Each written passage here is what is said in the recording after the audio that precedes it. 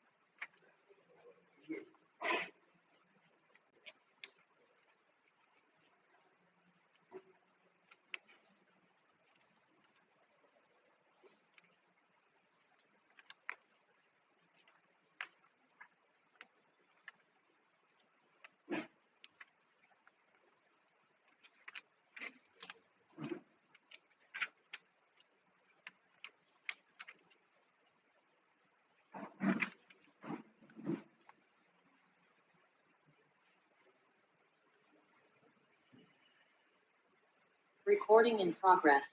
सब नमो हरिहंसाणं नमो सिद्धाणं नमो आयर्याणं नमो वज्रायाणं नमो लोहे सवसामूढं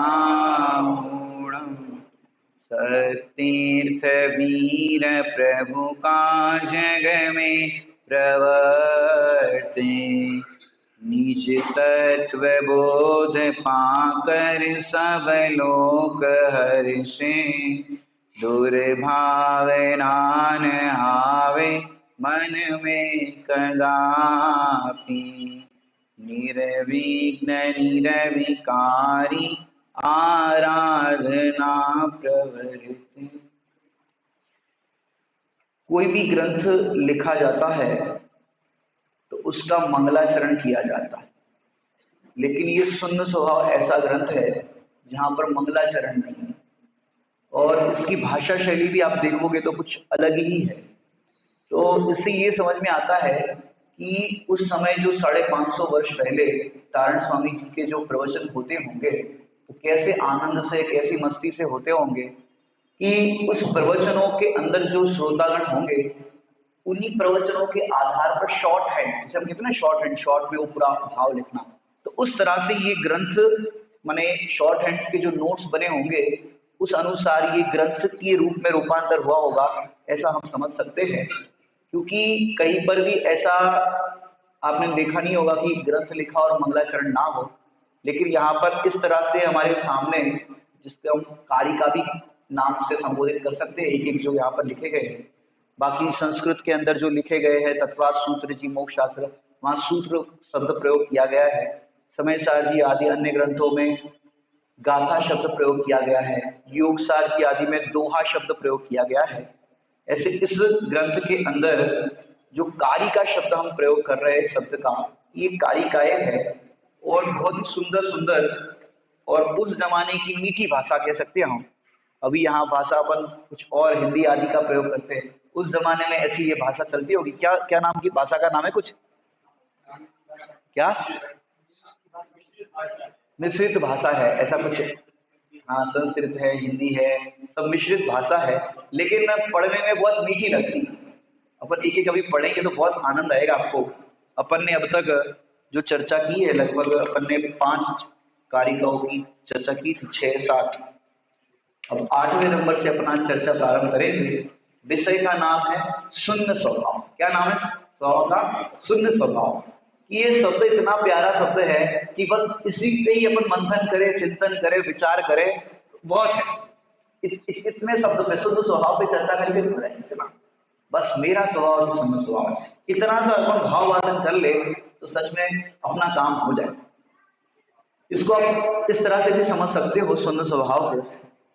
एक दृष्टांत देंगे तो और आपको समझ में आएगा कि जैसे चांदनी रात हो और चांदनी रात के अंदर तालाब किनारे हम सब हैं, और तालाब किनारे आप देखोगे तो तालाब में चांदनी रात में तारे और चंद्रमा मानो उस तालाब में ही उतर करके आए हो।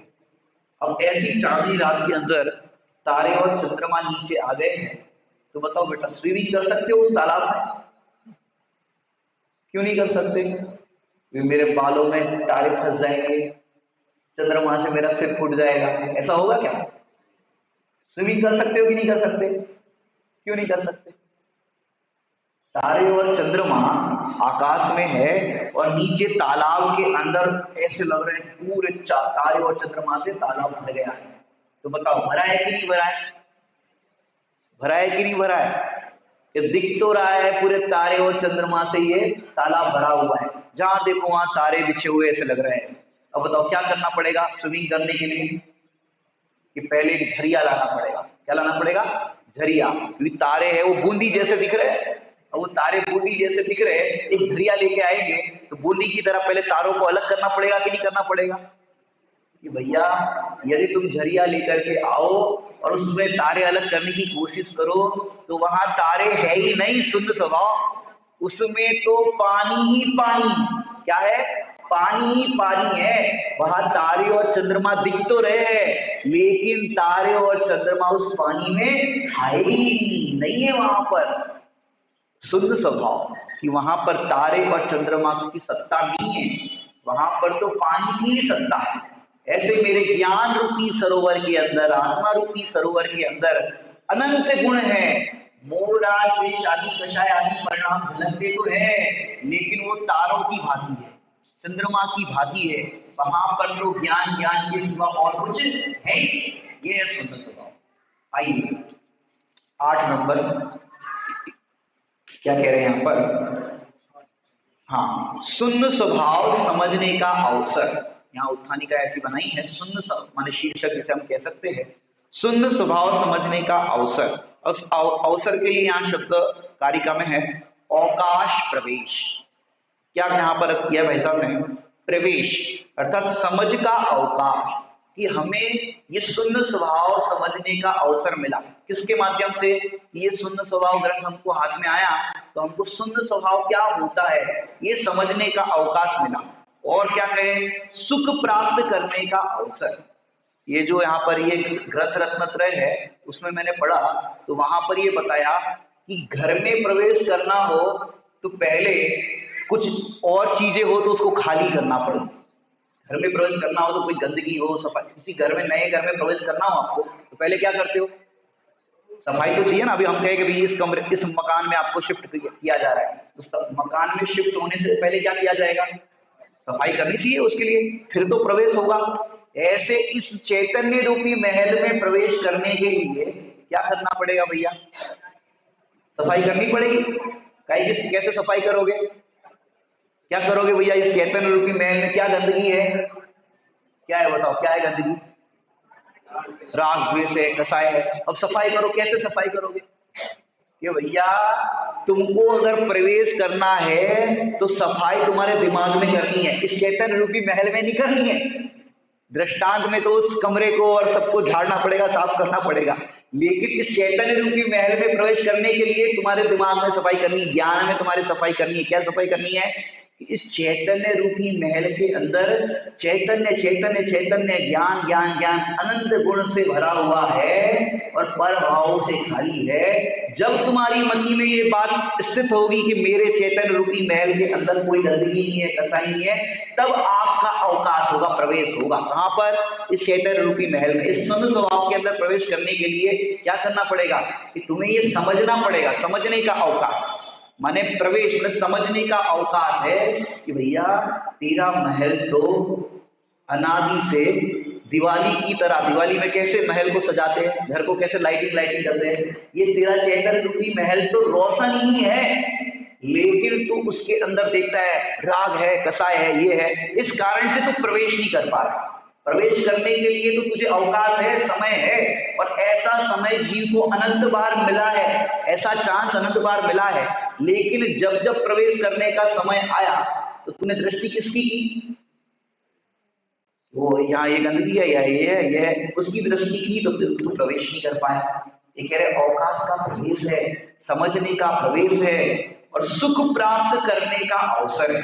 अब सुख प्राप्त करने का अवसर है, आज है कि कल है, कि जब जीव उसमें प्रवेश करेगा तब उसको काम होगा। अवसर तो सबको है, लेकिन प्रवेश नहीं करे तो। एक दृष्टांत ऐसा आता है कि एक नगर है और उस नगर के अंदर एक द्वार है, प्रवेश द्वार होता है। अब एक अंधे व्यक्ति को उस नगर के अंदर प्रवेश करना था, तो अंधा व्यक्ति ने क्या किया? किसी ने पूछा भैया प्रवेश करना तो क्या करे? अब अंधा है, कहाँ तक? और बहुत बड़ा नगर का वो द्वार था, नगर का जो कोर्ट था वो बहुत बड़ा था, और पूरा इतना लंबा, समझो काफी किलोमीटर में होगा। और जब उसको कहा किसी व्यक्ति ने, तुम दीवार को टच करके करके ऐसे ऐसे आगे बढ़ते जाओ, और जहां खाली स्थान आएगा वो द्वार है, जहां दीवार खत्म हो जाएगी वहां द्वार, प्रवेश कर लेना। अब वो प्रवेश करने के लिए दीवार को टटोलता ऐसे आगे बढ़ता जाए, और जब दीवार वो द्वार आए तो उसको ऐसे खुजाने लग जाए, अरे ऐसा करने लग जाए। उतने में वो चलता तो रहता ही था, अब वो नगर का द्वार आता था और उसी समय ऐसे ऐसे करने लग जाता था, और फिर वो द्वार छूट जाता था। ऐसे हमने भी अनंत बार चूका है। अवसर तो प्राप्त हुआ, साक्षात समोषण, अभी समोषण की भी बात आई थी ना पूर्व, साक्षात दिव्य ध्वनि दातार, हम साक्षात समोषण में भी पहुंच गए, वहां पर भी ये शून्य स्वभाव बताया गया, वहां पर भी ये आत्मा की बात की गई, लेकिन वहां पर भी हमने क्या किया? अवसर चूक गए। इस शून्य स्वभाव में चैतन्य रूपी महल में प्रवेश नहीं किया, तो कह रहे हैं ये अवसर है, यदि इस अवसर को आप सार्थक कर दोगे। देखो, एक तो बहिरंग से कहे तो दिव्य ध्वनि का अवसर अनंत बार मिला, ये बहिरंग से अवसर है, और अंदर में प्रवेश करने के लिए भी अवसर तो अनंत बार मिला है जी को। बाहर की दृष्टि से कहे तो अनुकूलताएं प्राप्त हुई, सत्समागम मिला, उपदेश मिला कि तू ही परमात्मा है और तू अपने चैतन्य महल को पहचान, अपने में डुबकी लगा, ऐसे अनेक भाषाओं से अनेक चीजों से समझाया गया। लेकिन क्या हुआ? इस जीव ने उसको फॉलो नहीं किया और अवसर चूक गया। तो यहाँ कह रहे हैं प्रवेश, समझ का अवकाश, सुख प्राप्त करने का अवसर, ये हमें आज अवसर मिला है, तो सुख प्राप्ति के लिए उपाय है। यदि उपाय नहीं किया तो फिर हमें प्राप्त कैसे होगा? जो शून्य स्वभाव की हमें प्राप्ति करनी है, भगवान आत्मा की प्राप्ति करनी है, ये प्राप्त कैसे होगा? तो कह रहे अवसर मिला है तो उस अवसर को सार्थक करो। यदि सार्थक करना है तो कैसे होगा? स्वाध्याय से सार्थक होगा, तत्व निर्णय से सार्थक हुआ, चिंतन करने से सार्थक हुआ। मात्र विचार करते रहोगे तो सार्थक नहीं होगा। क्या कह रहे हैं पंडित जी? विचार तो बहुत करते रहते हैं हम, ये ध्यान करना चाहिए, ये ऐसा करना चाहिए, विचार तो बहुत करते हैं। विचार करके उसका मोक्ष नहीं होता। मोक्ष अधिकार अगर आप समय सारणी का पढ़ो तो वहां पर पूरी शुरुआत से गाथा लिखी है कि जो प्रकृति बंध, प्रदेश बंध, स्थिति बंध, अनुभाग बंध, इसका मात्र विचार करता है, बंधन का विचार करता है, आत्मा का विचार करता है, लेकिन प्रज्ञा छेनी नहीं पटकता। वहां का शब्द है प्रज्ञा छेनी नहीं पटकता, तो वो बंध से नहीं छूटता। ऐसे ही हम मात्र विचार करते रहे और अवसर को सार्थक नहीं करे, और उस शून्य स्वभाव को जानने के लिए पुरुषार्थ नहीं करे, उसके अंदर प्रवेश नहीं करे। प्रवेश करना मतलब क्या होता है? समझ, जो यहाँ पर ब्रैकेट में लिखा है समझ, तो समझ क्या होती है? सच्ची समझ। सच्ची समझ का नाम है सम्यक दर्शन। तो ये इससे सार्थक होता है। तो ये शुद्ध स्वभाव समझने का अवसर। इसके बाद आगे अपन देखते हैं शुद्ध स्वभाव समझने का फल। पहले भी फल बताया, अभी भी फल बता रहे हैं कि भैया बीच बीच में जीव चूक जाता है ना, तो उसको बताया जाता बार बार। जैसे बच्चा है, पढ़ाई करता है, उस बच्चे को बोला बेटा पढ़ाई करोगे, अच्छे नंबर लाओगे तो ये इनाम मिलेगा, साइकिल मिलेगी, ये मिलेगा, वो मिलेगा, बताया। अब बच्चे जब मोटिवेट किया जाता है तब तो तैयार अच्छे से पढ़ने लग जाएंगे। फिर धीरे धीरे ठीक है अभी तो परीक्षा की थोड़ी दूरी है, अभी परीक्षा तो दूर है, तो बच्चे तो जब भी एग्जाम हो जाती है, रिजल्ट हाथ में आता है ना, कमजोर रिजल्ट आता है ना, अगली बार से तो जून जुलाई जो स्टार्टिंग होता है ना, तभी पढ़ाई करनी शुरू कर देंगे। फिर जब शुरू होती है स्कूल तब सोचते हैं कि अभी तो नई नई स्कूल खुली है, नया साल है, बच्चे और नए दोस्त बनेंगे और नए एडमिशन हुए दोस्त बनेंगे। फिर 15 अगस्त आके सोचते हैं 15 अगस्त से तो बिल्कुल पढ़ाई करेंगे। और 15 अगस्त आ गई फिर क्या करते हैं कि फिर 26 जनवरी आएंगे तब तो बिल्कुल तैयारी करेंगे, झंडे से झंडे तक। क्या करेंगे? झंडे से झंडे तक, 15 अगस्त से 26 जनवरी तक। लेकिन जो इसी तरह से काल के भरोसे छोड़ते हैं, बाद में करेंगे बाद में करेंगे, उनका क्या होता है? अच्छा रिजल्ट नहीं आता। तो यहाँ पर बार बार फल बता रहे हैं कि भैया तुम्हें सुखी होना है कि नहीं होना है, सुख प्राप्त करना है कि नहीं करना है, तो और देखो क्या मिलेगा तुम्हें। पहले तो बता दिया रत्नत्रय की निर्मल आदि पर्याय की प्राप्ति होगी, बहिरंग फल बता दिया समोचरण आदि विभूति होती है, अंतरंग फल बता दिया कि अंतरंग में कितना, जो आगे बताया था अंतरंग फल, जो इतनों को प्रसाद पावे, तो अंतरंग बहिरंग ये सब करके मुक्ति नृत्य करती है, मुक्ति की प्राप्ति होती है, ये सब बताया। अब और फल बता रहे, देखिए शुद्ध स्वभाव समझने का फल श्रुत केवली क्या बनते हैं? श्रुत केवली बनते हैं। जिन्होंने शुद्ध स्वभाव को समझा वे ही श्रुत केवली बनते हैं। तो देखिए अनंत विजन, अनंत विंजन, बिंद शून्य अवकाश प्रवेश। अब देखिए क्या कह रहे हैं यहां पर, ज्ञेय एवं ज्ञेयाकार शून्य ज्ञान स्वभाव के आश्रय से अनंत व्यंजन पर्याय अर्थात स्थूल पर्याय जानने का अवसर, अवकाश अर्थात ज्ञान रूप परिणमता है, मिलता है, अर्थात शुद्ध केवली हो जाता है। क्या हो जाता है? शुद्ध केवली हो जाता है कि ऐसा उसको ज्ञान प्राप्त होता है। मैंने शुद्ध केवली होते ना, उनको द्वादशांग का ज्ञान, इतना सब ज्ञान होता है शुद्ध केवली जो होते हैं। तो जो ऐसा ज्ञान प्राप्त होता है, ऐसा आनंद प्राप्त होता है कि ये उसका फल है। किसका? शून्य स्वभाव को समझने का फल ये है। अब देखिए यहाँ पर शब्द जो आए हैं ज्ञेय एवं ज्ञेयाकार शून्य ज्ञान स्वभाव, पहले अपन इसको समझते हैं। ज्ञेय क्या होता है? ज्ञेय हाँ जानना नहीं, अब थोड़ा सा देखो, जानने में आए होगे तो देखो ये शब्द है ना, एक शब्द सुना होगा पेय। पेय शब्द के लिए क्या कहते हो? पीने योग्य। यह है वो संस्कृत में आता है, यह माने योग्य, यह माने योग्य। पेय पीने योग्य, खाद्य खाने योग्य, पाठ्य पढ़ने योग्य, समझना है? ऐसे ज्ञेय जानने योग्य।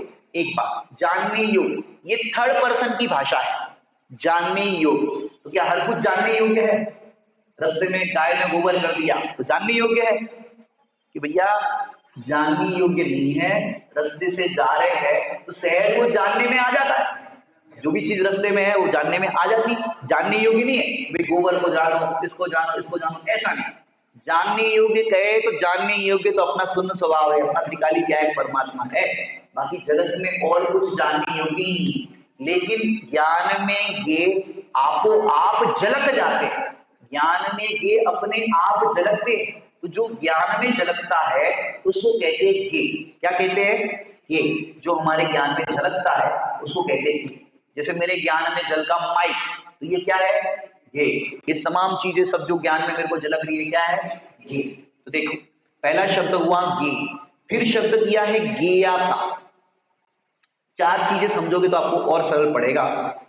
सबसे पहले यहां पर जो लिखा ना ज्ञेय एवं ज्ञेयाकार शून्य ज्ञान स्वभाव के आश्रय, तो तीन शब्द यहाँ पर लिखे हुए हैं, ज्ञान है, ज्ञेय है और ज्ञेयाकार।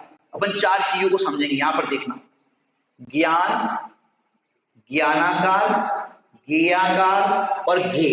क्या कहा?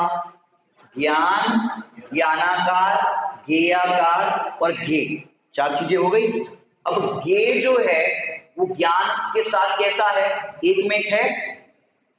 घे जो है वो ज्ञान के साथ एक में एक है कि नहीं? वो तो भिन्न ही है। जैसे ज्ञान के अंदर रसगुल्ला दिखा, ज्ञान के अंदर कोई चीज दिखी, तो वो ज्ञान के साथ एक में क्या?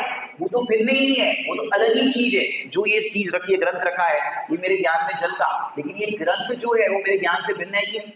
ज्ञान मतलब आत्मा भी कह सकते हैं, इससे भिन्न है कि नहीं? कि भिन्न है। तो इसके अंदर तो कुछ नहीं करना है, ये है उसमें तो कुछ करना ही नहीं, क्योंकि वो तो भिन्न ही है। अब प्रॉब्लम कहाँ खड़ी होती है? ज्ञान, ज्ञानाकार, ज्ञेयाकार और ज्ञे। शब्द समझ में आए कि नहीं आए? पहले ये पहला क्या है, दूसरा, तीसरा, चौथा, बहुत सुंदर। अब इसके अंदर ज्ञान के अंदर ज्ञे झलका, तो ज्ञे के एंगल से कहते हैं ज्ञेयाकार। क्या कहा? ज्ञान में ज्ञे झलका तो ज्ञे के एंगल से कहते हैं ज्ञेयाकार, और ज्ञान के अंदर मात्र ज्ञान झलका तो ज्ञान के एंगल से कहते हैं ज्ञानाकार। समझ में आया कि नहीं आया? क्या कहा? ज्ञान में ज्ञे झलका तो ज्ञे के एंगल से कहते हैं ज्ञेयाकार, और ज्ञान में ज्ञान ही ज्ञान है और कुछ नहीं है, तो ये ज्ञान के एंगल से कहते ज्ञानाकार। इसको थोड़ा सा दृष्टांत से समझिए। अब ज्ञे के अंदर जैसे ज्ञान है, तो इसके अंदर आप समझो ये शक्कर है। क्या है? शक्कर।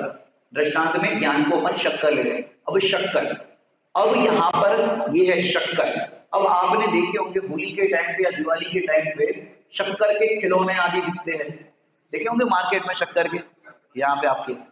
अब अपन जानवरों के नाम नहीं लेंगे क्योंकि वो खाने माने वैसा बोलना भी पाप होता है। अपने यहाँ तो सब्जी बनाई जाती है, समारी जाती है, काटना वाटना अपने यहाँ शब्द के प्रयोग, वचन व्यवहार में भी ये शब्द प्रयोग अपन नहीं करते। तो समझो शक्कर की मिर्ची, इसमें तो कोई दिक्कत नहीं है, शक्कर की मिर्ची। अब देखो, हाँ, शक्कर के लाडू कह दो, शक्कर की मिर्ची का ऊपर, मिर्ची में थोड़ा सा मजा आएगा। मजा इसलिए आएगा, मिर्ची तीखी होती है, और ये है शक्कर की मिर्ची। देखो शक्कर, ये है ज्ञान। अब शक्कर की मिर्ची, क्या कह रहे हैं? शक्कर की मिर्ची, ये क्या है? शक्कर की मिर्ची माने जो प्रोडक्ट दिख रहा है ना, प्रोडक्ट वो है घी।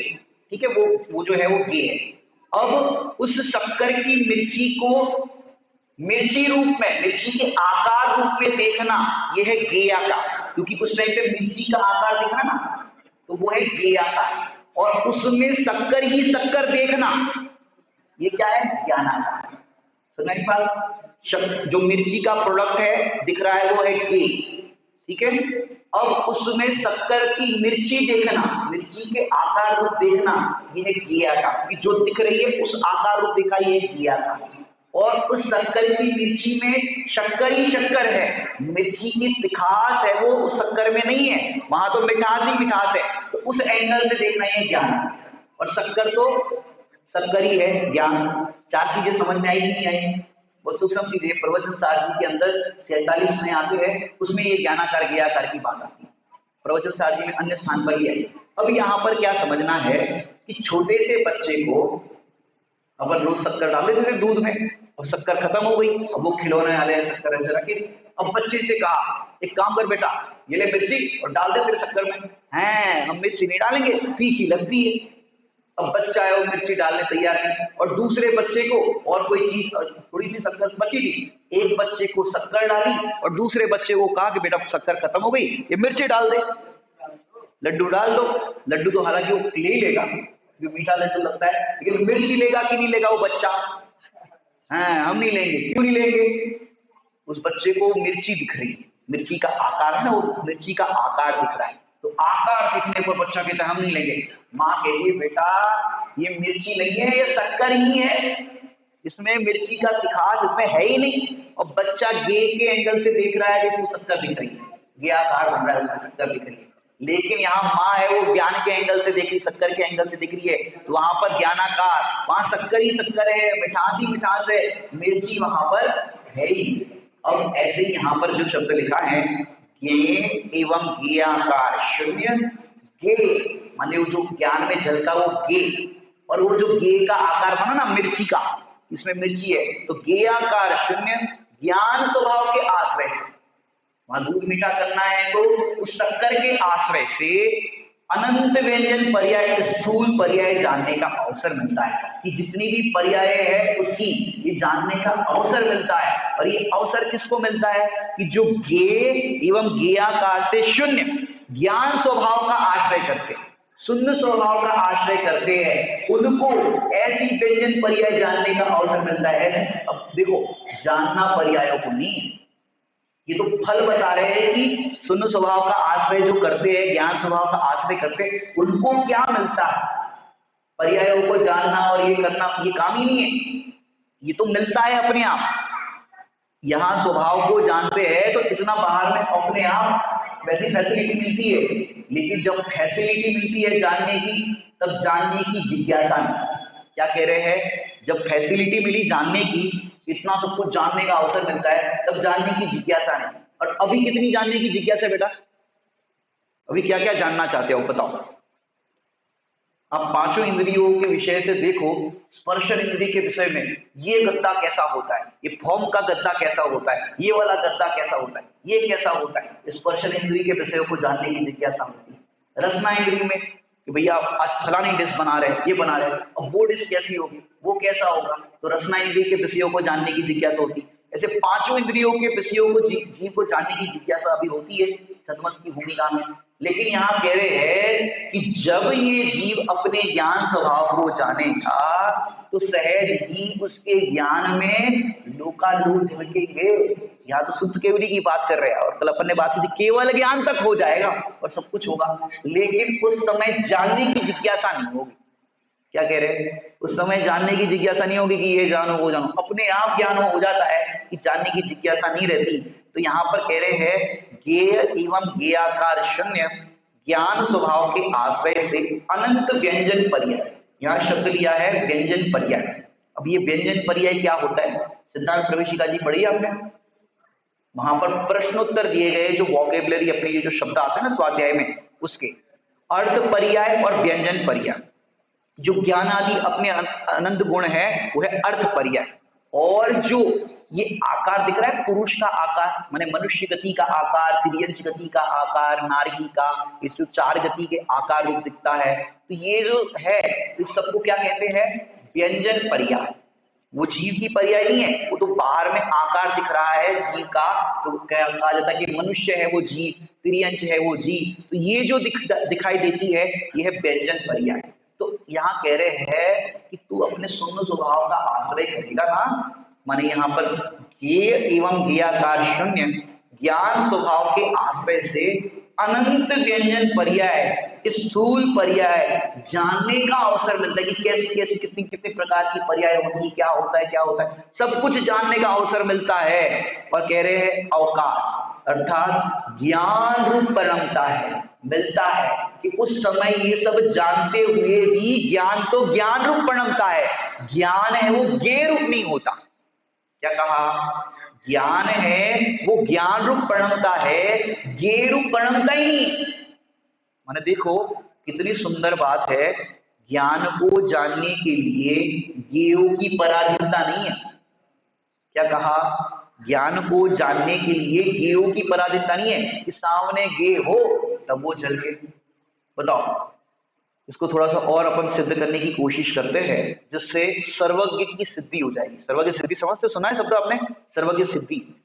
दुनिया के अंदर षट दर्शन आदि जो है ना, वहां पर कई दर्शन ऐसे हैं कि वो किसको मानते हैं, ईश्वर कर्तावाद। ईश्वर कर्तावाद सुना होगा, ये दुनिया किसने बनाई, भगवान ने बनाई, बनाई कि नहीं बनाई, लोग में ऐसा कहते हैं। अपने यहां तो कहते हैं कि किसी ने विश्व बनाया ही नहीं, बताया तो है भगवंतों ने विश्व कैसा है, कैसी उसकी रचना है वो बताया तो है, लेकिन बनाया नहीं। अब कोई कहे बनाया, तो कैसे बनाया, कैसे बनाया,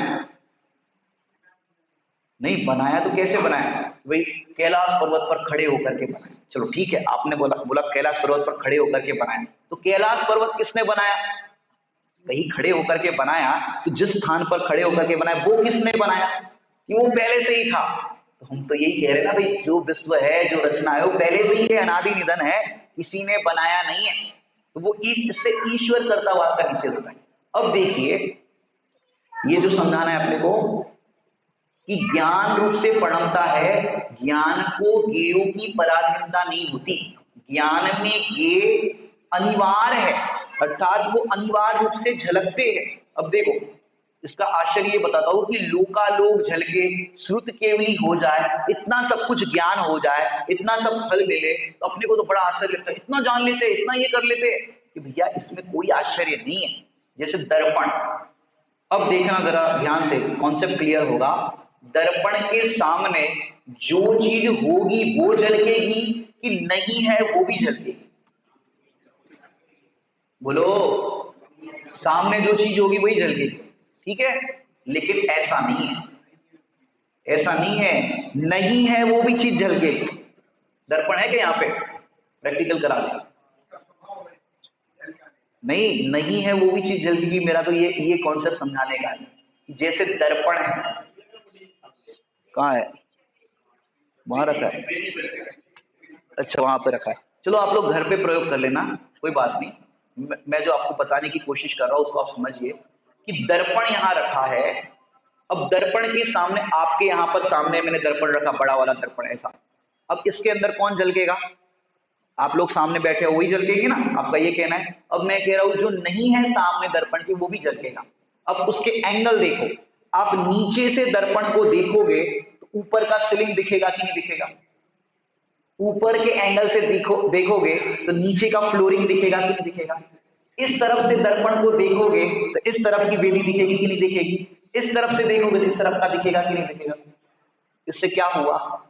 इससे क्या सिद्ध होता है कि इस मामूली से दर्पण के अंदर जो चीज उसके सामने नहीं है वो भी झलक रही है।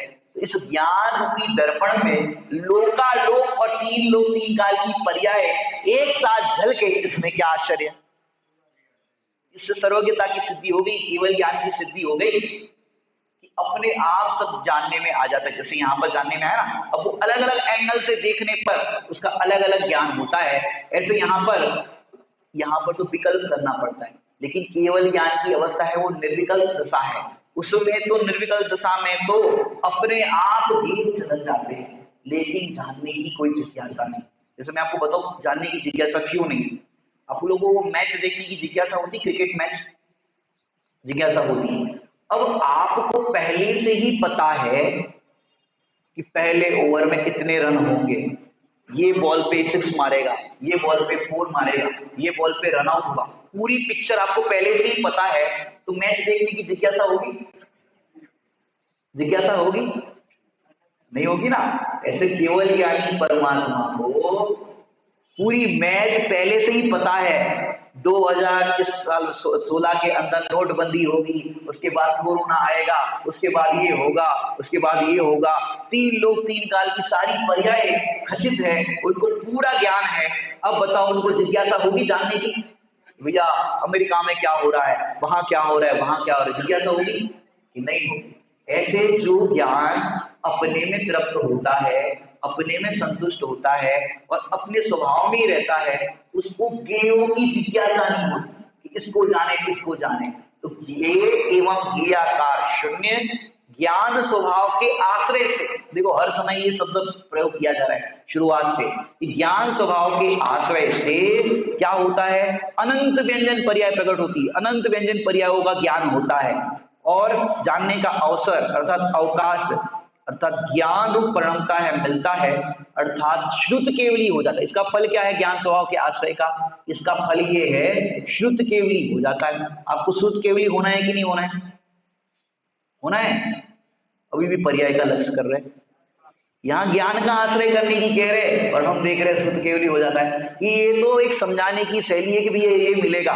अब बच्चा बार बार पढ़ाई करने जब बैठे, साइकिल मिलेगी, साइकिल मिलेगी, परीक्षा में अच्छे नंबर आ गए, फर्स्ट रैंक आ गई, साइकिल मिलेगी। अब पढ़ते समय साइकिल मिलेगी, साइकिल मिलेगी करता रहेगा, तो बताओ साइकिल मिलेगी? उल्टा और पागल हो जाएगा, साइकिल मिलेगी, साइकिल पेपर लिखते समय भी हाँ साइकिल मिलेगी। अब बताओ क्या मिलेगा उसको?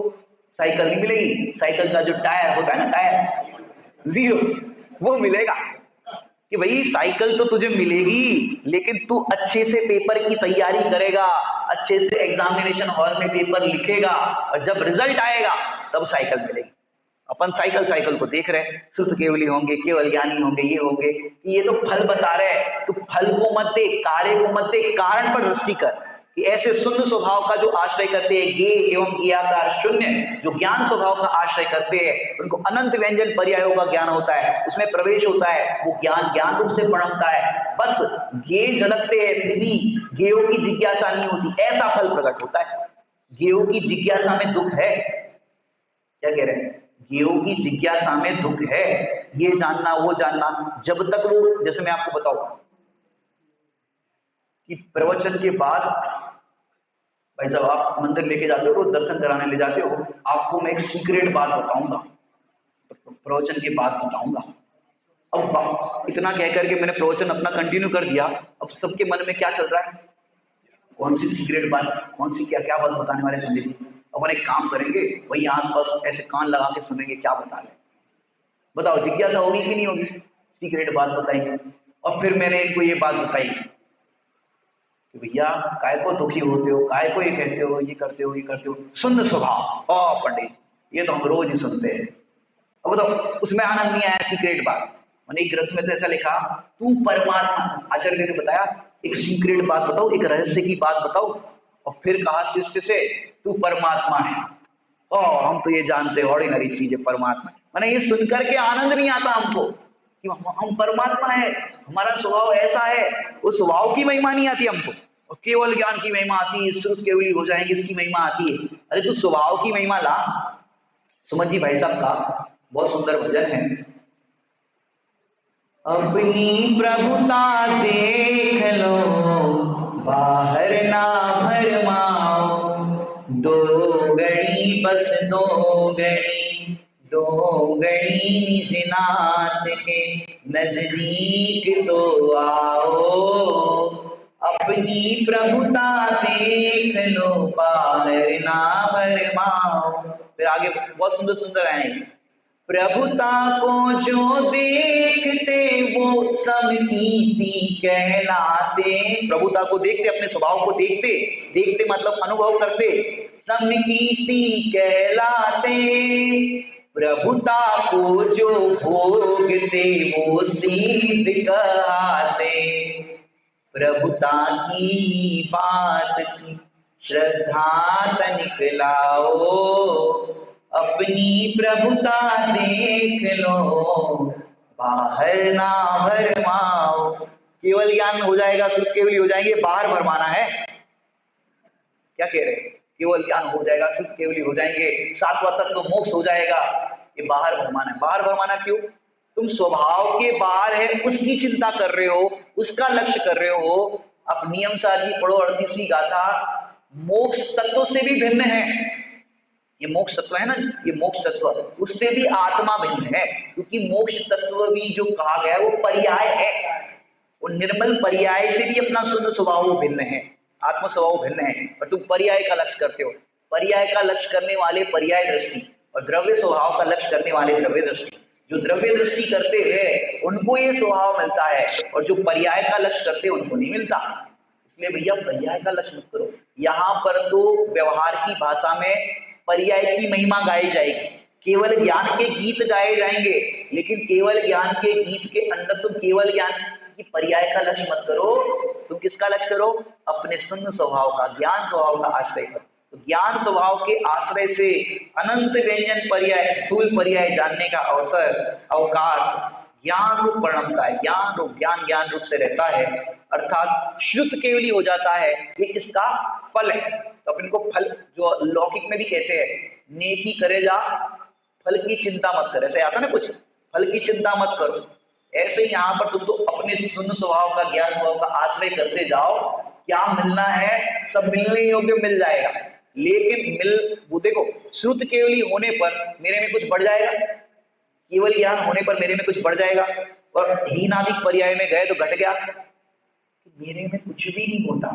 ये जो पारमाणिक भाव कहो, शून्य स्वभाव कहो, ज्ञेय स्वभाव कहो, वो तो कैसा रहता है, सदा है न होता है न जिसमें कुछ भी होता है, सदा ही है, तीनों काल है, भूतकाल में मेरा स्वभाव ऐसा था, वर्तमान में भी जीव का त्यों है और भविष्य में भी जीव का त्यों रहेगा, सदा ही है।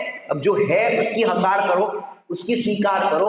अब जो नहीं है उसकी चिंता करते हैं, भैया केवल ज्ञान कब होगा, मोक्ष कब होगा, साइकिल कब मिलेगी, साइकिल कब मिलेगी। रोज रोज बच्चा पूछे साइकिल कब मिलेगी, साइकिल कब मिलेगी, अम्मा क्या करेगी, पढ़ेंगे तो साइकिल साइकिल कर रहे हैं, पढ़, और उसको पढ़ने की प्रेरणा देते हैं।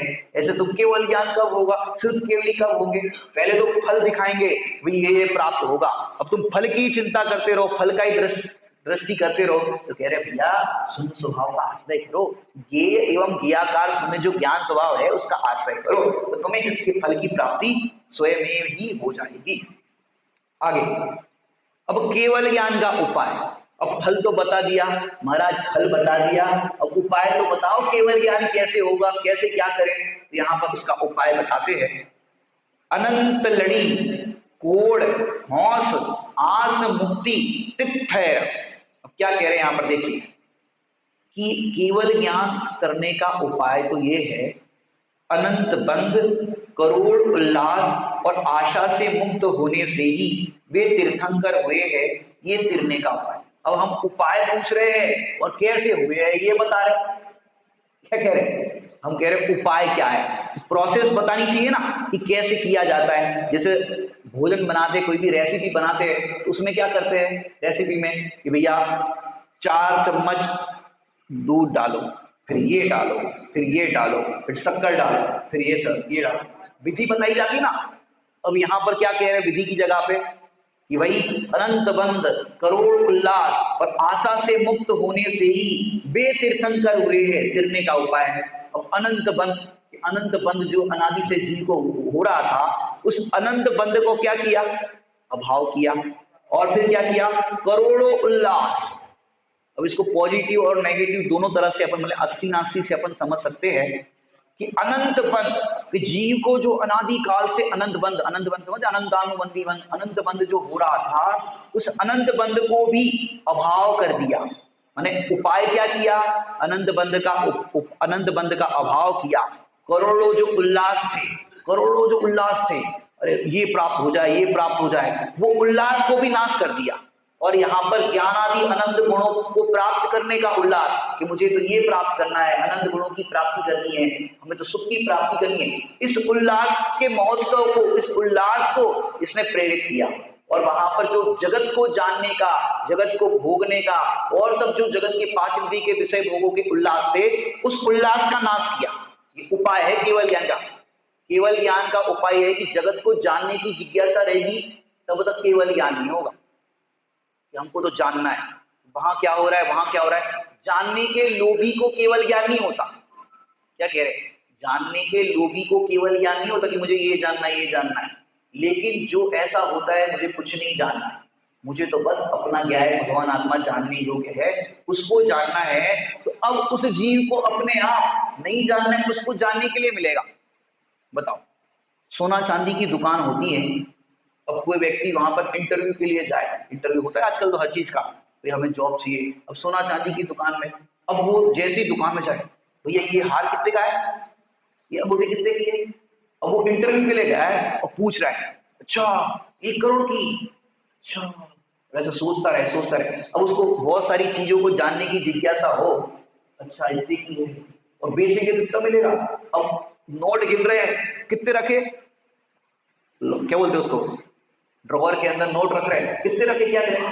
अब बताओ, उस सेठ जी समझो नौकरी पे भी रख लिया हो, अब सेठ जी को नोट गिनना हो तो उसके सामने गिनेंगे क्या, अच्छा 2-2 हजार के नोट गिन रहे हैं, अच्छा ये है। अब ऐसे जिज्ञासा वाले को उसके सामने नोट गिनोगे, अरे नहीं भैया इसके सामने मत गिनो, पता नहीं कब क्या कर ले। तो भैया जिज्ञासा वाले व्यक्तियों को इस तरह से उसके सामने नोट तक नहीं गिनते, समझने की बात, दृष्टांत फुल है, नोट तक नहीं गिनते। और जो अपने काम में मस्त है, अपना काम कर रहा है, नोट की तरफ नजर भी नहीं कर रहा है, बताओ उसको क्या मिलेगा? सेठ जी कहेंगे हम थोड़े दिन के लिए बाहर जा रहे हैं, इस दुकान की चाबी संभालो, इतने इतने पैसे संभालो, तुम करो। बताओ, जिसको जिज्ञासा ही नहीं है, और उल्टा सेठ जी को, सेठ जी चाबी ढंग से रखा करो, अब वहां चले गए थे, चाबी छोड़ के चले गए थे, ऐसे करके गए थे। अब बताओ, जिसको नोट की जिज्ञासा नहीं है, सोना चांदी का लक्ष्य नहीं है, अब ऐसे व्यक्ति को पूरी दुकान चलाने मिल रही है। ऐसे यहाँ पर जिसको बाहर की गेहूं की जिज्ञासा नहीं, गेहूं का लोभ नहीं, उसको केवल ज्ञान की दुकान मिलती है, लोग जानने मिलते हैं, जिज्ञासा है नहीं, ऐसे कुछ मिलती है। और जिसको जिज्ञासा होती है ना, गेहूं की जिज्ञासा समस्त असंयम का मूल है। क्या कह रहे हैं? गेहूं की जिज्ञासा समस्त असंयम का मूल है। असंयम कहां से पैदा होता है? कोई अच्छी मार्केट में चीज आई, मैगी आई, अच्छी चीज तो क्या कहे, मैगी आ गई, ये आ गई, ये मैगी कैसी लगती होगी, ये कैसा लगता होगा, ये कैसा लगता होगा, तमाम चीजें खाने की जिज्ञासा होती है लोगों को। बताओ ये जिज्ञासा क्या है? समस्त असंयम का मूल है। और गायक को जानने की जिज्ञासा समस्त संयम का मूल है, समस्त सुख की प्राप्ति का मूल है। ये गायक को, सुन स्वभाव को जानने की जिज्ञासा। अब तक इस जीव को गेहूं की जिज्ञासा तो अनंत बार हुई, लेकिन गायक को जानने की जिज्ञासा एक बार भी नहीं हुई। क्या कह रहे हैं? एक बार भी गायक को जानने की जिज्ञासा नहीं। अगर जानने की जिज्ञासा हुई होती तो गायक को जान लिया होता। आप लोगों को गायक को जानने की जिज्ञासा है? सुन स्वभाव को जानने की जिज्ञासा है? कि विषय को जानने की जिज्ञासा है, इसका अर्थ क्या होता है, उसका अर्थ क्या होता है, फलाने शास्त्र में क्या लिखा, वहां क्या लिखा, आत्मा को कैसे समझाए, इसको कैसे समझाए, उस विषय को समझने की जिज्ञासा है। लेकिन मैं इन सबसे न्यारा भगवान आत्मा हूँ, गायक परमात्मा हूँ, शुद्ध स्वभाव कैसा है, इसको जानने की जिज्ञासा कितने लोगों को है? बताओ। ये अगर देखो, शास्त्र में तो शब्दों के द्वारा, वस्तु के द्वारा चीज समझाई जाएगी, लेकिन आपको उसका जो अर्थ है, अर्थ मतलब पदार्थ, वस्तु है, उस वस्तु की जिज्ञासा होनी चाहिए। जैसे पवन जय कुमार को 3 दिन बाद विवाह था और उसके रूप की चर्चा सुनी कि कितनी सुंदर है अंजना सती। रूप की चर्चा सुनी तो रहा नहीं गया और तत्काल ही मित्र से कहा कि अपन तो अभी देखने जाएंगे, 3 दिन बाद भले ही शादी हो, अभी देखने जाएंगे। तो तत्काल ही देखने के लिए चले गए पवन जय कुमार अंजना सती के रूप को। यहाँ इस सुंदर स्वभाव की, चैतन्य स्वभाव की, गायक स्वभाव की चर्चा सुनते सुनते 50-50 वर्ष हो गए इस पर्याय के, अनंतों काल बीत गए, फिर भी इस गायक को जानने की जिज्ञासा नहीं हुई, चिद्रूप को जानने की जिज्ञासा नहीं हुई, देखने की जिज्ञासा नहीं हुई। इतना समय चला गया, फिर भी सुनते सुनते चला गया, लेकिन ऐसा कभी बैठ कर विचार किया, मैं कौन हूं, मेरा क्या स्वरूप है, ये चरित्र कैसे बन रहा है, ये जो परिणाम हो रहे हैं इसका क्या फल आएगा? ऐसा विचार आया कब? कि नहीं भैया पंडित जी अब टाइम हो रहा है, आपको बस सुनाते जाओ, सुनते जाएंगे, 8 दिन पूरे हो जाएंगे। अरे ऐसे 8 दिन बहुत बीते, कम से कम एक बार तो जिज्ञासा लाएगा ना कि मुझे समझना है, विषय समझवा नहीं है, आत्मा समझना है। सच्ची समझ का नाम है सम्यक दर्शन। यदि एक बार सम्यक दर्शन हो गया ना, तो तुम्हारा भव का जो दुख है, अनंत काल से जो तुम दुख भोग रहे हो, ये सारा दुख मिट जाएगा। इसके अंदर एक ज्ञान स्वभाव में, ज्ञान स्वभाव का जो या लिख रहा है ना, ज्ञान स्वभाव के आश्रय से इतना इतना होता है, ये जो लिखा ना अनंत बंध। अब मैं बताता हूँ आपको, पहले नंबर तो यहाँ पर केवल ज्ञान का उपाय भी, पूर्व जितनी भी कारिका चली है उसको प्लस कर लेना, और फिर ये बात अपन करें तो ज्ञान स्वभाव के, शून्य स्वभाव के आश्रय से अनंत बंध का नाश हो जाता है। करोड़ों उल्लास जो है विषयों को जानने की जिज्ञासा है, वो सब समाप्त हो जाती है और आशा से मुक्त हो जाता है। और 3 शब्द ऐसे लिखे हैं, आशा, आशा पासी महादुख जानी, ऐसा कुछ लाइन आती है, आशा पासी, माने जो आशा है ना, वो आशा, उस आशा से जीव दुखी होता है। और मुनिराज कैसे होते? रत्नकरण शावकाचार्य जी से बताओ श्लोक, विषयाशा वशाती तो निरारंभो परिग्रह, सुना है आपने श्लोक? विषयाशा, इसको और सरल कर दे, मेरी भावना में आता है, विषयों की आशा नहीं जिनके शांत भाव धन रखते हैं, ऐसे ज्ञानी साधु जगत के दुख समूह को हरते हैं। विषयों की आशा नहीं जिनके, जिनको विषयों की आशा होती है, वो विषयों की आशा वाले जीव को जरा देखना, जरा जिस जिस जीव को विषयों की आशा होगी ना, कोई भी विषय की आशा, वो दुखी ही होगा। भाई ये मिल जाए, ये मिल जाए। पहले कीपैड वाला फोन यूज करते थे, आजकल तो बूढ़े दादाजी के हाथ में भी टच वाला होगा। है? पहले कीपैड वाला फोन बच्चे के हाथ में हो, उस बच्चे को कहा 10वीं पास हो जाओ, टच वाला देंगे। अब कीपैड वाले फोन, मैंने आजकल के छोटे बच्चे के भी सामने एक कीपैड वाला फोन रखो, एक टच वाला रखो। अब छोटा सा बच्चा, एकदम छोटा बच्चा, कौन से मोबाइल की तरफ हाथ बढ़ेगा उसका? देखो, विषयों की आशा वहीं से शुरू हो जाती। टच वाला फोन देखेगा, उसमें क्या आ रहा है, कैसे लाइट आ रही है, कैसा आ रहा है। मैंने विषयों की आशा जीव को 4 गति 84 लाख योनि में भ्रमाती है। ये शुभम चक्रवर्ती देखो, आपको पता होगी कथा, वो फल जो खाया था, वो जो चीज खाई थी, उसको खाने की आशा, बोले चलो, बोले समुद्र के पार मिलेगी, नमोकार मंत्र उसमें लिख दिया, पानी और सब कथा। आप देखो, ये विषयों की आशा भटकाती है। कितने भी जीव देखो, रावण को किसने नरक पहुंचाया? स्त्री के विषय की आशा। 18,000 रानियां थी रावण के पास, लेकिन अरे सीता के बिना तो मेरा रनिवास होना है। अब वो एक विषय की आशा में, और वो महान पंडित था, सम्यक दृष्टि जीव, इतना सब कुछ ज्ञान था, सब कुछ ये था, भगवान की भक्ति थी, सब कुछ था, लेकिन एक विषय की आशा में उसका पूरा कैरेक्टर क्या बन गया? कोई बच्चे का नाम रावण रखता है? कोई रखता है? दशानंद भी कोई रखता है क्या? दशरथ तो रख लेगा, दशानंद रखेगा?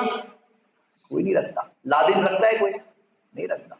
भैया, विषयों की आशा वाले जीवों के कोई नाम नहीं रखते, और जिन्होंने विषयों की आशा तजी है, ऐसे जीवों के नाम सब रखना चाहते। विषयों की आशा तजी है, तो विषयाशा वसाती, तो कि विषयों की आशा नहीं है। तो देखो, सबसे पहले शून्य स्वभाव का, ज्ञान स्वभाव का आश्रय करने पर अनंत बंध है, अनंत दुख है, वो नाश हो जाता है। इतने से में पंडित जी, इतने से में ज्ञान स्वभाव का आश्रय करने पर इतना सा कि हाँ, इतना सा शून्य स्वभाव का, ज्ञान स्वभाव का आश्रय करेंगे, अनंत बंध, एक ही शब्द कह रहे, एक ही शब्द, इतने से इतना ताकत है।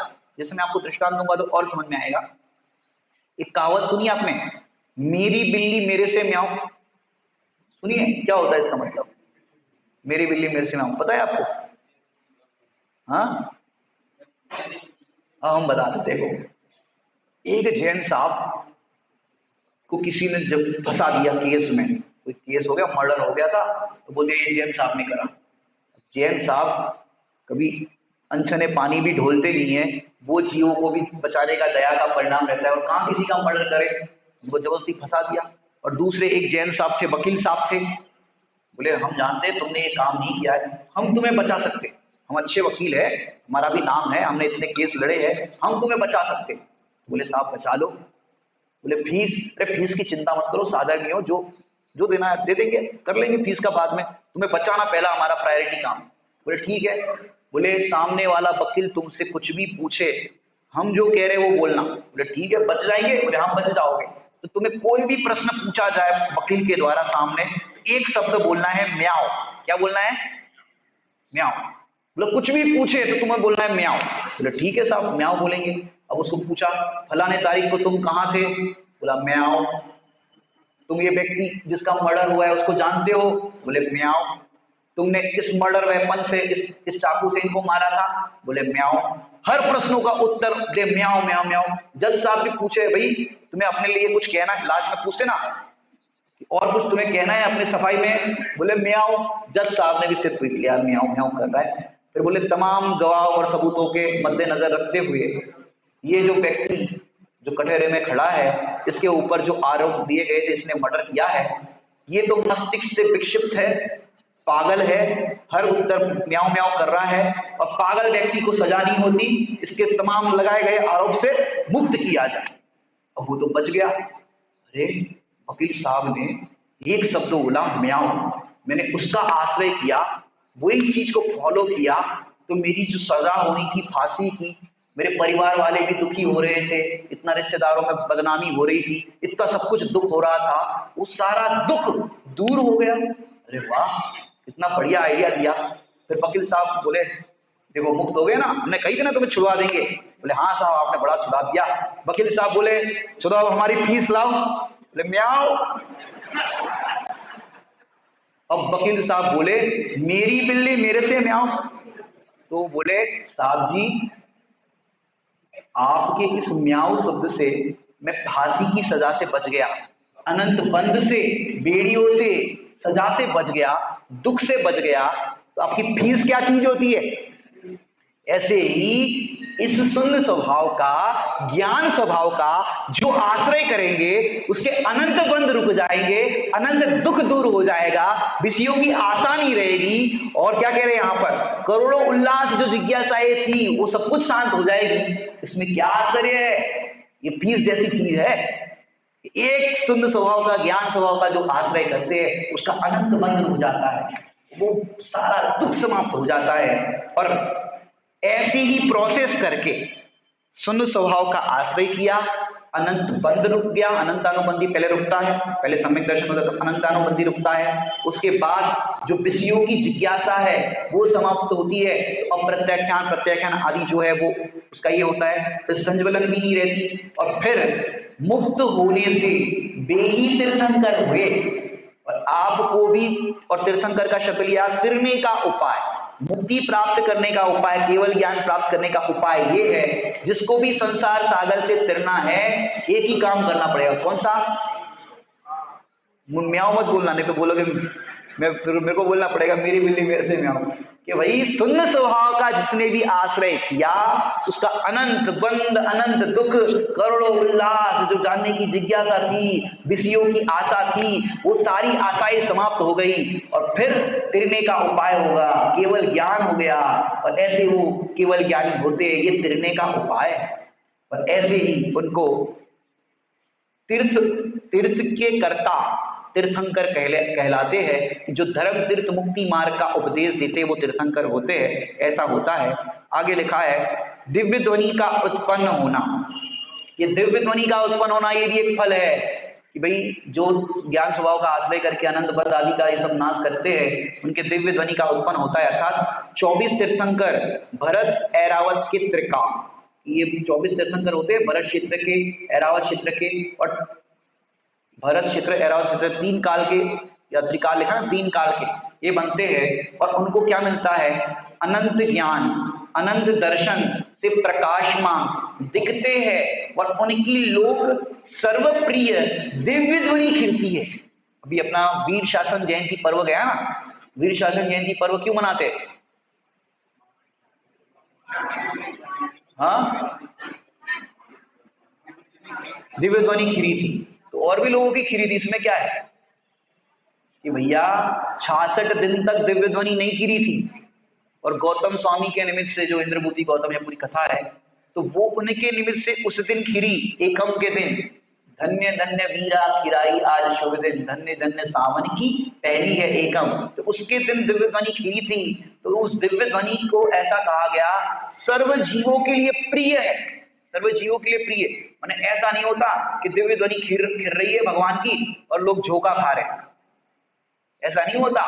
जितने भी पहले तो जिसको, जो इस प्रकार की रुचि वाले होते हैं, जिसको रुचि नहीं है और बाहर की रुचि है, वे लोग तो अंदर प्रवेश ही नहीं करते, वे तो बाहर ही नाट्यशाला आदि सब होता है वहीं पर रुक जाते हैं। और जो जीव समोसरण में पहुंचते हैं वो तो जिज्ञासा लेकर के जाते हैं, समाधान लेकर के वापस आते। कुछ तो ऐसा समाधान करते वापस ही नहीं आते, वही दीक्षा लेकर के वही केवली हो जाते। ऐसे जीव भी वहां पर होते हैं समोसरण में। तो दिव्य ध्वनि कीर्ति है, तीर्थर है यहाँ पर 24 दीप्ति, मतलब 24 तीर्थंकर शब्द प्रिय उत्पन्न, सर्व के लिए ये प्रिय होते हैं। आगे 1-2 अपन और पढ़ लेते हैं। भव्य जीवों, और दिव्य ध्वनि खिलती है तो क्या होता है? भव्य जीवों के कर्णों में स्वर व्यंजन रूप श्रवण, ये स्वर व्यंजन रूप ये श्रवण होता है भव्य जीवों को। यहाँ पर लिखा है सुर 14, बीजाक्षर, अनंत ज्ञान, दर्शन, सम्मिक्त माने शायिक सम्मिक्त, हितकार माने हित रूप शायिक सुख, हुतकार माने कर्म अटवी दाहक शायिक वीरी की प्राप्ति होती है, अवकाश माने अवसर, मुक्ति एवं यही विवान 5। अब यहाँ पर देखिए इसका लिखा है 14 स्वर कौन कौन से है? अ आ ई उ ए ओ औ रिल रिल, ऐसे 14 स्वर, सम्यक, हितरूप, कर्मटवी दाहक, और पंचम गति मुक्ति, माने ये 4 गति के अलग माने 4 गति से विरहित जो गति प्राप्त होती है वो है पंचम गति। जो मुक्त अवस्था प्राप्त होती है इसको पंचम गति यहाँ पर कहा है। तो पंचम गति मुक्ति विमान माने निर्वाण का अवसर परिणमता है। और फिर ये वापिस स्वर लिखे हैं, आदि स्वर ह्रस्व दीर्घ प्लुप्त के भेद से 27वीं मानी गए हैं। तत्वासार 244 चेतन दास जी कृत उनकी जो टीका है तत्वासूत्र जी की, वहां पर इसका ये थोड़ा सा वर्णन आता है। उसके आधार से समझ जी भाई साहब ने यहाँ लिखा है कि भाई भव्य जीवों को कर्ण में स्वर ऐसा पड़ता है कि उनका इस तरह से परिणमन होता है और पंचम गति मुक्ति की प्राप्ति होती है, निर्वाण होता है, ऐसा यहाँ भाव लिया है। एक और अपन पढ़ लेते हैं, केवली के यश एवं निर्मलता की उपमा। केवली भगवान जो होते हैं उनका यश, यश कहां तक फैलता है पता है आपको? महावीर भगवान का यश कब तक रहेगा? कब तक रहेगा बताओ? कि आगे आने वाले जो तीर्थंकर हैं ना, अभी पंचम काल में तो पूरा उनका ही शासन है, छठे काल में भी महावीर भगवान का ही शासन कहने में आएगा, फिर छठा आएगा, फिर पांचवा आएगा, फिर चौथा आएगा। और उस चौथे में जब पहले तीर्थंकर श्रेणी राजा का जीव जब महापद्म नाम के तीर्थंकर होंगे, दीक्षा धारण करेंगे, और जब तक उनकी दिव्य ध्वनि नहीं खिलेगी, क्या कह रहे हैं, जब तक उनकी दिव्य ध्वनि नहीं खिलेगी तब तक महावीर भगवान का शासन। और जैसे ही पहले तीर्थंकर की दिव्य ध्वनि खिली तब से उनका शासन कहलाएगा, क्योंकि शासन का नाम है उपदेश। तो जब उपदेश पहले तीर्थंकर का शुरू होगा उससे पूर्व तक तो महावीर भगवान का शासन, और जब उपदेश पहले तीर्थंकर का शुरू हुआ तब से वो महापद्म नाम के तीर्थंकर का शासन है, ऐसा कहने में आता है। समझ में बात? तो केवली भगवान का यश बहुत लंबे टाइम तक, जो उनका अंतराल होता है, दूसरे तीर्थंकर जब तक नहीं होते तब तक यश फैलता है। और निर्मलता की उपमा यहाँ पर दी गई है, पवन पानी पियासो। क्या कह रहे हैं? पवन पानी पियासो। अब इसका क्या अर्थ करें बताओ? पवन पानी पियासो माने इसके शब्द तो कुछ ऐसे है कि अपन कुछ शब्द से अर्थ करने जाओ ना, वैसे के वैसे अर्थ करने जाओ तो अर्थ नहीं होंगे, उसके भाव तक, उसके मर्म तक जाना पड़ेगा। अब देखो क्या लिखा है यहाँ पर, सुगंधित पवन की जब दिव्य ध्वनि भगवान की खिलती है ना, समझो यहाँ पर हौज पौज पूरा सभा भरी हुई हो, यहाँ पर कैसा पवन आएगा? अब किसी के बदबूदार पसीना हो तो कैसी सुगंध आती, किसकी कैसी आती, किसकी कैसी आती। लेकिन समोषण में जो जीव प्रवेश करते हैं वहां पर ऐसा सुगंधित पवन लहराता है। भगवान का जो शरीर भी होता है ना, वो सब उनके जो क्या बोलते हैं अतिशय है ना, उसमें सुगंधित शरीर, वो जो शरीर मिलता है भगवान का वो सुगंधित शरीर होता है। तो वो सुगंधित शरीर से स्पर्शित जो हवा होती है वो भी वहां पर सुगंधित पवन, मानो शून्य स्वभाव की पूर्णता वालों को यश फैलाने से सुगंधित हुए हो।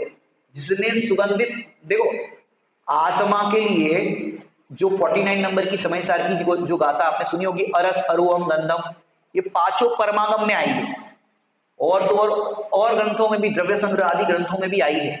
माने ये गाथा को तो कहा है साक्षात दिव्य ध्वनि से निकली हुई गाथा है। और उस गाथा के अंदर जो एक शब्द आया है अरस अरुवम गंधम, कि आत्मा का स्वभाव अगंध है। कैसा है? गंध है। माने आत्मा को सूंघ के कोई अनुभव करना चाहे तो आत्मा को सूंघ के अनुभव नहीं कर सकता है, आत्मा अगंध है। तो आत्मा अगंध होने पर भी आत्मा का जो आश्रय करते हैं, और जब तक मुक्ति प्राप्त नहीं होती तो बाहर में ऐसा फल होता है कि सुगंधित शरीर मिलता है। जिसने अपने आत्मा का आश्रय किया, शून्य स्वभाव का आश्रय किया, तो उस शून्य स्वभाव की पूर्णता वालों का यश फैलाने से सुगंधित हो जाते हैं। फिर निर्मल जल, मानो कर्ममल का प्रक्षाल होने से, भगवान का प्रक्षाल होता है ना, निर्मल जल से प्रक्षाल कर रहे हैं, मानो कर्ममल का प्रक्षाल होने से ही निर्मल हो गए। भगवान को कहा जाता है ना निर्मल, योगसार जी की गाथा में पहले लिखा है निर्मल ध्यानारूढ़ थई कर्म कलंक खपाए, ऐसा है उसकी गाथा। तो निर्मल इसलिए कहा जाता है कि उन्होंने कर्ममल का नाश किया है, इसलिए निर्मल हुए हैं। होने से सभी के प्रिय आत्महित की आस पूर्ण होती है, कि जो भी उनके समोषण में आते हैं, दिव्य ध्वनि को खेलते समय जो सुनते हैं, तो सभी जीव के जो आत्महित की जिज्ञासा है कि हमें अपना हित करना है, वो जिज्ञासा शांत होती है, पूर्ण होती है, और भव्य जीव उस उपदेश को ग्रहण करके, आत्मसात करके आत्मा का हित करते हैं, और ऐसी आस उनकी पूर्ण होती है। क्योंकि भगवान के समुचरण में कहो, भगवान के द्वारे आकर के भी यदि कोई विषय कसाय की आशा करे तो उस जैसा कोई अभागा नहीं कि जहां तुम्हें अनंत दुख से छूटने का उपाय मिल रहा था, अनंत सुख की प्राप्ति करने का अवसर हो रहा था, और वहां तुमने क्या मांगा, भैया हमारी भैंस, भगवान जी हमारी भैंस खो गई है, गिरा गई है, आप बताना अपने केवल ज्ञान में हमारी भैंस कहाँ है। और भैंस को खोज लिया, बताओ क्या किया। और यहाँ तो ऐसा फल मिलता, तुमने अगर आत्मा कैसा है, कैसे अनुभव में आता है ये पूछ लिया होता तो अनंत काल तक तुम्हें भैंस चरानी नहीं पड़ती। और यहाँ पूछे कि भाई हमारी भैंस गिरा गई है, हमारा ये क्या है। बताओ अभी केवल परमात्मा होते तो आप क्या करते। बिजनेसमैन होता तो पूछता कौन से शेयर के भाव बढ़ने वाले, भगवान जी बता दो, आप थोड़ा सीक्रेट में पूछ रहे कौन से भाव बढ़ने वाले हैं, इन्वेस्ट करना है तो कहाँ करे, कैसे करे। अब वर्तमान में ऐसी अपात्र जीव जन्म लेते हैं, इसलिए अब दिव्य ध्वनि का भी साक्षात योग नहीं है। साक्षात अपने को अवधि ज्ञानी मुनिराज नहीं मिलते, मनपर्य ज्ञानी मुनिराज नहीं मिलते। अगर होते ना तो लोग दुरुपयोग करते। उस जमाने में जो जीव होते थे भोले प्राणी होते थे, हित की दृष्टि वाले होते थे, तो वैसे साक्षात योग बनते थे और वो अपने हित का उपाय करते थे। ऐसे हमें भी अपने हित का उपाय करना है तो हमें ऐसे शून्य स्वभाव को समझना पड़ेगा। और शून्य स्वभाव का फल हमें जगह जगह पर बताया, निर्मल ज्ञान आदि सम्यक दर्शन आदि पर्याय प्राप्त होती है, केवल ज्ञानी होते हैं, शुद्ध केवली होते हैं, दिव्य ध्वनि दातार हो जाते हैं और ऐसा यश फैलता है, ऐसी निर्मलता प्रकट होती है जो आने वाले काल में भव्य जीवों को उसकी सुगंध, उसका बोध मिलता ही रहता है। ऐसे बोध को हम सब प्राप्त करें, इसी भावना से विराम होते हैं। रात्रि काल में